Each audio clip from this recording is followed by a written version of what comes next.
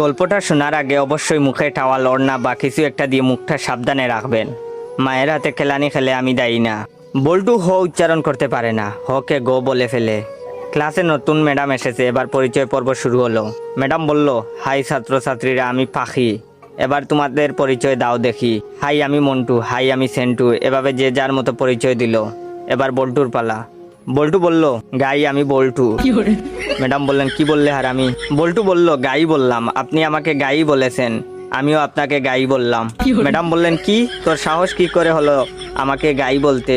কে তোকে এসব বলতে বলেছে, বল আমাকে। বল্টু বলল, প্রধান শিক্ষক, তিনি বলেছেন ম্যাডাম এসে সবাইকে গাই বলবে, তোমরাও ম্যাডামকে গাই বলবে।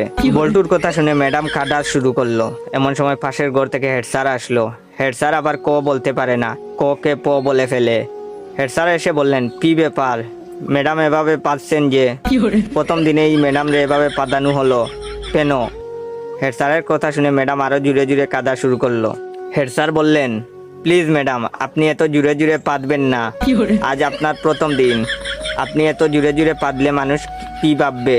প্লিজ আস্তে আস্তে পাদুন, তাহলে আমরা ছাড়া আপনার পাদার শব্দ অন্যরা শুনতে পাবে না। হেড স্যারের কথা শুনে ম্যাডাম তো কাঁদতে কাঁদতে বেঞ্চের উপর শুয়ে পড়লো। এমন সময় টিওনো হাজির। টিওনো আবার শ বলতে পারে না, শকে ম বলে ফেলে। টিওনো, কি ব্যাপার ম্যাডাম, আপনি এখানে মুতলেন কেন?